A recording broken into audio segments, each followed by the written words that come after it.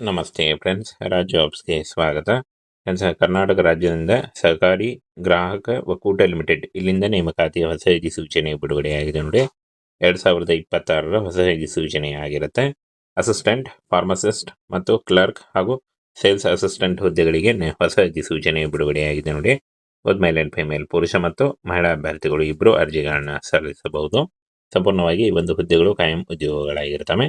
ಇನ್ನು ಈ ಒಂದು ಹುದ್ದೆಗಳ ಬಗ್ಗೆ ನೋಟಿಫಿಕೇಶನ್ ಬೇಕಾದಲ್ಲಿ ನಮ್ಮ ಟೆಲಿಗ್ರಾಮ್ ಚಾನಲ್ ಇರುತ್ತೆ ನೋಡಿ, ಅಲ್ಲಿಗೆ ಹೋಗಿ ಡೌನ್ಲೋಡ್ ಮಾಡಿಕೊಂಡು ಇನ್ನೂ ಹೆಚ್ಚಿನ ಮಾಹಿತಿಯನ್ನು ತಿಳ್ಕೊಳ್ಬಹುದಾಗಿರುತ್ತೆ. ಆನ್ಲೈನ್ ಮೂಲಕ ಅರ್ಜಿಗಳನ್ನು ಸಲ್ಲಿಸಬೇಕಾಗುತ್ತೆ. 7 ಫೆಬ್ರವರಿ 2026 ಅರ್ಜಿ ಸಲ್ಲಿಸಲಿಕ್ಕೆ ಕೊನೆಯ ದಿನಾಂಕ ಆಗಿರುತ್ತೆ ನೋಡಿ. ಇನ್ನು 10th ಮತ್ತು PUC ಹಾಗೂ ITI ಆದಂಥ ಅಭ್ಯರ್ಥಿಗಳು ಈ ಒಂದು ಹುದ್ದೆಗಳಿಗೆ ಅರ್ಜಿಗಳನ್ನು ಸಲ್ಲಿಸಬಹುದು ನೋಡಿ. ಸಂಸ್ಥೆ ಹೆಸರು ಕರ್ನಾಟಕ ರಾಜ್ಯ ಸಹಕಾರಿ ಗ್ರಾಹಕ ಒಕ್ಕೂಟ ನಿಯಮ, ಇಲ್ಲಿಂದ ನೇಮಕಾತಿಯಾಗಿರುತ್ತೆ. ಕಂದಾಯ ಇಲಾಖೆಗೆ ಒಳಪಟ್ಟಂತಹ ಒಂದು ಇಲಾಖೆ ಆಗಿರುತ್ತೆ ನೋಡಿ. ಒಟ್ಟು 34 ಹುದ್ದೆಗಳಿದ್ದಾವೆ. ಇನ್ನು ಆಯ್ಕೆಯಾದಂಥ ಅಭ್ಯರ್ಥಿಗಳಿಗೆ ಬೆಂಗಳೂರು ಕರ್ನಾಟಕದಲ್ಲಿ ನೇಮಕಾತಿ ಮಾಡಿಕೊಳ್ಳಲಾಗುತ್ತೆ. ಇನ್ನು ಹುದ್ದೆ ಹೆಸರು ಮಾರಾಟ ಸಹಾಯಕ ಮತ್ತು ಔಷಧಿಗಾರ ಹುದ್ದೆಗಳಾಗಿರ್ತವೆ. ಸಂಬಳ 21,000ದಿಂದ 52,000 ಪರ್ ಮಂತ್ ಸ್ಯಾಲರಿ ಆಗಿರುತ್ತೆ ನೋಡಿ. ಪೋಸ್ಟ್ ಹೆಸರು, ಪೋಸ್ಟ್ಗಳ ಸಂಖ್ಯೆ ಹಾಗೂ ಸಂಬಳ ನೋಡಿ. ಔಷಧಿಗಾರ 7 ಹುದ್ದೆಗಳಿದ್ದಾವೆ, ಇಲ್ಲಿ ಕಾಣಿಸ್ತಾ ಇದೆ ನೋಡಿ. 25,000ದಿಂದ 52,000ವರೆಗೂ ಪರ್ ಮಂತ್ ಸ್ಯಾಲರಿ ಆಗಿರುತ್ತೆ. ಇನ್ನು ಪ್ರಥಮ ದರ್ಜೆ ಸಹಾಯಕ 10 ಹುದ್ದೆಗಳಿದ್ದಾವೆ, 21,000ದಿಂದ 45,000 ಪರ್ ಮಂತ್ ಸ್ಯಾಲರಿ ಆಗಿರುತ್ತೆ.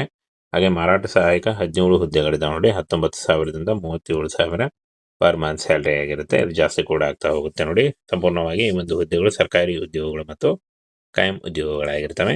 ಇನ್ನು ಈ ಒಂದು ಹುದ್ದೆಗಳಿಗೆ ಯಾರು ಅರ್ಜಿ ಸಲ್ಲಿಸಿಲ್ಲ, ಈಗಲೇ ಅರ್ಜಿ ಸಲ್ಲಿಸಿ. ಹಾಗೆ ಪೋಸ್ಟ್ ಹೆಸರು ಮತ್ತು ಅರ್ಹತೆ ನೋಡಿ.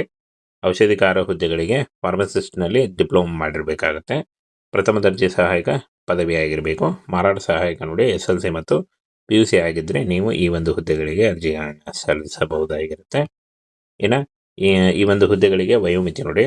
7 ಫೆಬ್ರವರಿ 2026ಕ್ಕೆ 18ರಿಂದ 35 ವರ್ಷದ ಒಳಗಿನವರಾಗಿರಬೇಕಾಗತ್ತೆ ಅರ್ಜಿಗಳನ್ನು ಸಲ್ಲಿಸಬಹುದು. ವಯೋಮಿತಿ ಸಡಿಲಿಕೆ ಕೂಡ ಇರುತ್ತೆ ನೋಡಿ. ಕ್ಯಾಟಗರಿ 2A 2B ಮತ್ತು 3A 3B ಅಭ್ಯರ್ಥಿಗಳಿಗೆ 3 ವರ್ಷ, SC ST ಪ್ರವರ್ಗ 1 ಅಭ್ಯರ್ಥಿಗಳಿಗೆ 5 ವರ್ಷ ಹಾಗೂ PWD ವಿಧವಾ ಅಭ್ಯರ್ಥಿಗಳಿಗೆ 10 ವರ್ಷಗಳ ವಯೋಮಿತಿ ಸಡಿಲಿಕೆ ಕೂಡ ಇರುತ್ತೆ ನೋಡಿ. ಆದಷ್ಟು ನಿಮ್ಮ ವಯಸ್ಸನ್ನು ಲೆಕ್ಕಾಚಾರ ಮಾಡಿಕೊಂಡು ನೀವು ಈ ಒಂದು ಹುದ್ದೆಗಳಿಗೆ ಅರ್ಜಿಗಳನ್ನು ಸಲ್ಲಿಸಬಹುದು. ಅರ್ಜಿ ಶುಲ್ಕ ನೋಡಿ. SC ST ಪ್ರವರ್ಗ 1 PWD ಅಭ್ಯರ್ಥಿಗಳಿಗೆ 500 ರೂಪಾಯಿ ಇದ್ದರೆ, ಉಳಿದ ಎಲ್ಲ ಅಭ್ಯರ್ಥಿಗಳಿಗೆ 1,000 ರೂಪಾಯಿ ಇರುತ್ತೆ. ಈ ಒಂದು ಪಾವತಿ ಮಾಡುವ ವಿಧಾನವನ್ನು ಆನ್ಲೈನ್ ಮೂಲಕ ಡೆಬಿಟ್ ಕಾರ್ಡ್, ಕ್ರೆಡಿಟ್ ಕಾರ್ಡ್ ಅಥವಾ ನೆಟ್ ಬ್ಯಾಂಕಿಂಗ್ ಮತ್ತು UPIಗಳ ಮೂಲಕ ನೀವು ಪೇ ಮಾಡಬಹುದಾಗಿರುತ್ತೆ. ಆಯ್ಕೆ ಪ್ರಕ್ರಿಯೆ ನೋಡಿ. ಕನ್ನಡದಲ್ಲಿ ಲಿಖಿತ ಪರೀಕ್ಷೆ ಇರುತ್ತೆ ಮತ್ತು ಲಿಖಿತ ಪರೀಕ್ಷೆಯಲ್ಲಿ ಪಾಸ್ ಆದಂಥ ಅಭ್ಯರ್ಥಿಗಳಿಗೆ ಸಂದರ್ಶನವನ್ನು ನಡೆಸಿ ಆಯ್ಕೆಯನ್ನು ಮಾಡಿಕೊಳ್ಳಲಾಗುತ್ತೆ ನೋಡಿ. ಇನ್ನು ಈ ಒಂದು ಹುದ್ದೆಗಳಿಗೆ ಆನ್ಲೈನ್ ಮೂಲಕ ಅರ್ಜಿಗಳನ್ನು ಸಲ್ಲಿಸಬೇಕಾಗುತ್ತೆ. ಅರ್ಜಿ ಸಲ್ಲಿಸುವಾಗ caste income certificate, photo, educational documents ಮತ್ತು ನಿಮ್ಮ ಆಧಾರ್ ಕಾರ್ಡ್ ಇಷ್ಟನ್ನು ತೆಗೆದುಕೊಂಡು ನೀವು ಆನ್ಲೈನ್ ಅರ್ಜಿಗಳನ್ನು ಸಲ್ಲಿಸಬೇಕಾಗುತ್ತೆ. 9/1/2026ಕ್ಕೆ ಆಲ್ರೆಡಿ ಅರ್ಜಿ ಸಲ್ಲಿಕೆ ಶುರುವಾಗಿದೆ. ಅರ್ಜಿ ಸಲ್ಲಿಸಲಿಕ್ಕೆ ಮತ್ತು ಶುಲ್ಕ ಪಾವತಿಸಲು 7 ಫೆಬ್ರವರಿ 2026 ಕೊನೆಯ ದಿನಾಂಕ ಆಗಿರುತ್ತೆ ನೋಡಿ. ಈ ಒಂದು ಕೊನೆಯ ದಿನಾಂಕದೊಳಗಾಗಿ ನೀವು ಆನ್ಲೈನ್ ಮೂಲಕ ಅರ್ಜಿಗಳನ್ನು ಸಲ್ಲಿಸಬೇಕು. ಆನ್ಲೈನ್ ಫಾರ್ಮನ್ನು ಫಿಲ್ ಮಾಡಬೇಕಾಗತ್ತೆ. ಹಾಗೆ ಈ ಒಂದು ಹುದ್ದೆಗಳ ಬಗ್ಗೆ ನೋಟಿಫಿಕೇಶನ್ನ ನಮ್ಮ ಟೆಲಿಗ್ರಾಮ್ ಚಾನಲ್ ಇರುತ್ತೆ ನೋಡಿ, ಅಲ್ಲಿ ಹೋಗಿ ಡೌನ್ಲೋಡ್ ಮಾಡಿಕೊಂಡು ಇನ್ನೂ ಹೆಚ್ಚಿನ ಮಾಹಿತಿಯನ್ನು ತಿಳ್ಕೊಳ್ಬಹುದಾಗಿರುತ್ತೆ.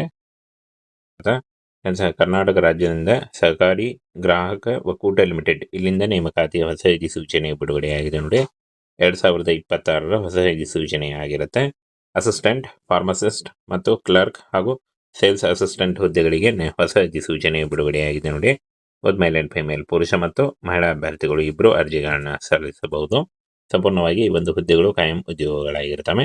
ಇನ್ನು ಈ ಒಂದು ಹುದ್ದೆಗಳ ಬಗ್ಗೆ ನೋಟಿಫಿಕೇಶನ್ ಬೇಕಾದಲ್ಲಿ ನಮ್ಮ ಟೆಲಿಗ್ರಾಮ್ ಚಾನಲ್ ಇರುತ್ತೆ ನೋಡಿ, ಅಲ್ಲಿಗೆ ಹೋಗಿ ಡೌನ್ಲೋಡ್ ಮಾಡಿಕೊಂಡು ಇನ್ನೂ ಹೆಚ್ಚಿನ ಮಾಹಿತಿಯನ್ನು ತಿಳ್ಕೊಳ್ಬಹುದಾಗಿರುತ್ತೆ.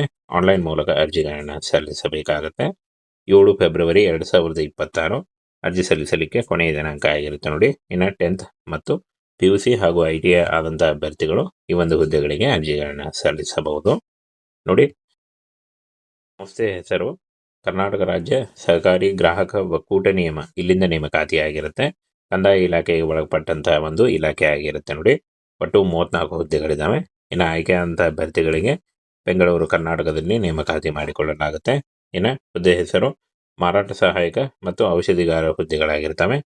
ಸಂಬಳ 21,000ದಿಂದ 52,000 ಪರ್ ಮಂತ್ ಸ್ಯಾಲರಿ ಆಗಿರುತ್ತೆ ನೋಡಿ. ಪೋಸ್ಟ್ ಹೆಸರು, ಪೋಸ್ಟ್ಗಳ ಸಂಖ್ಯೆ ಹಾಗೂ ಸಂಬಳ ನೋಡಿ. ಔಷಧಿಗಾರ 7 ಹುದ್ದೆಗಳಿದ್ದಾವೆ. ಇಲ್ಲಿ ಕಾಣಿಸ್ತಾ ಇದೆ ನೋಡಿ, 25,000ದಿಂದ 52,000ವರೆಗೂ ಪರ್ ಮಂತ್ ಸ್ಯಾಲ್ರಿ ಆಗಿರುತ್ತೆ. ಇನ್ನು ಪ್ರಥಮ ದರ್ಜೆ ಸಹಾಯಕ 10 ಹುದ್ದೆಗಳಿದ್ದಾವೆ. 21,000ದಿಂದ 45,000 ಪರ್ ಮಂತ್ ಸ್ಯಾಲ್ರಿ ಆಗಿರುತ್ತೆ.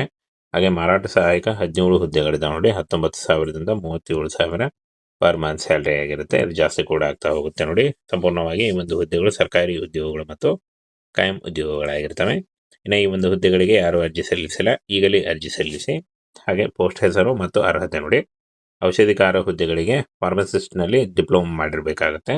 ಪ್ರಥಮ ದರ್ಜೆ ಸಹಾಯಕ ಪದವಿ ಆಗಿರಬೇಕು. ಮಾರಾಟ ಸಹಾಯಕ ನೋಡಿ SLC ಮತ್ತು PUC ಆಗಿದ್ದರೆ ನೀವು ಈ ಒಂದು ಹುದ್ದೆಗಳಿಗೆ ಅರ್ಜಿಗಳನ್ನು ಸಲ್ಲಿಸಬಹುದಾಗಿರುತ್ತೆ.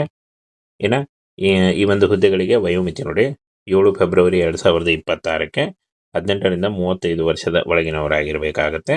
ಅರ್ಜಿಗಳನ್ನು ಸಲ್ಲಿಸಬಹುದು. ವಯೋಮಿತಿ ಸಡಿಲಿಕೆ ಕೂಡ ಇರುತ್ತೆ ನೋಡಿ. ಕ್ಯಾಟಗರಿ 2A 2B ಮತ್ತು 3A 3B ಅಭ್ಯರ್ಥಿಗಳಿಗೆ 3 ವರ್ಷ, SC ST ಪ್ರವರ್ಗ 1 ಅಭ್ಯರ್ಥಿಗಳಿಗೆ 5 ವರ್ಷ ಹಾಗೂ PWD ವಿಧವಾ ಅಭ್ಯರ್ಥಿಗಳಿಗೆ 10 ವರ್ಷಗಳ ವಯೋಮಿತಿ ಸಡಿಲಿಕೆ ಕೂಡ ಇರುತ್ತೆ ನೋಡಿ. ಆದಷ್ಟು ನಿಮ್ಮ ವಯಸ್ಸನ್ನು ಲೆಕ್ಕಾಚಾರ ಮಾಡಿಕೊಂಡು ನೀವು ಈ ಒಂದು ಹುದ್ದೆಗಳಿಗೆ ಅರ್ಜಿಗಳನ್ನು ಸಲ್ಲಿಸಬಹುದು. ಅರ್ಜಿ ಶುಲ್ಕ ನೋಡಿ, SC ST ಪ್ರವರ್ಗ 1 PWD ಅಭ್ಯರ್ಥಿಗಳಿಗೆ 500 ರೂಪಾಯಿ ಇದ್ದರೆ ಉಳಿದ ಎಲ್ಲ ಅಭ್ಯರ್ಥಿಗಳಿಗೆ 1,000 ರೂಪಾಯಿ ಇರುತ್ತೆ. ಈ ಒಂದು ಪಾವತಿ ಮಾಡುವ ವಿಧಾನವನ್ನು ಆನ್ಲೈನ್ ಮೂಲಕ ಡೆಬಿಟ್ ಕಾರ್ಡ್, ಕ್ರೆಡಿಟ್ ಕಾರ್ಡ್ ಅಥವಾ ನೆಟ್ ಬ್ಯಾಂಕಿಂಗ್ ಮತ್ತು UPIಗಳ ಮೂಲಕ ನೀವು ಪೇ ಮಾಡಬಹುದಾಗಿರುತ್ತೆ. ಆಯ್ಕೆ ಪ್ರಕ್ರಿಯೆ ನೋಡಿ, ಕನ್ನಡದಲ್ಲಿ ಲಿಖಿತ ಪರೀಕ್ಷೆ ಇರುತ್ತೆ ಮತ್ತು ಲಿಖಿತ ಪರೀಕ್ಷೆಯಲ್ಲಿ ಪಾಸಾದಂಥ ಅಭ್ಯರ್ಥಿಗಳಿಗೆ ಸಂದರ್ಶನವನ್ನು ನಡೆಸಿ ಆಯ್ಕೆಯನ್ನು ಮಾಡಿಕೊಳ್ಳಲಾಗುತ್ತೆ ನೋಡಿ.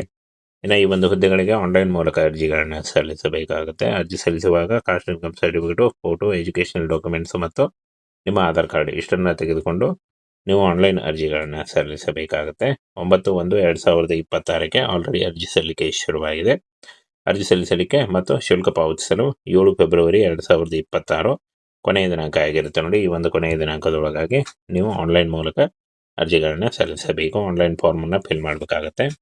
ಹಾಗೆ ಈ ಒಂದು ಹುದ್ದೆಗಳ ಬಗ್ಗೆ ನೋಟಿಫಿಕೇಷನ್ನ ನಮ್ಮ ಟೆಲಿಗ್ರಾಮ್ ಚಾನಲ್ ಇರುತ್ತೆ ನೋಡಿ, ಅಲ್ಲಿ ಹೋಗಿ ಡೌನ್ಲೋಡ್ ಮಾಡಿಕೊಂಡು ಇನ್ನೂ ಹೆಚ್ಚಿನ ಮಾಹಿತಿಯನ್ನು ತಿಳ್ಕೊಳ್ಬಹುದಾಗಿರುತ್ತೆ.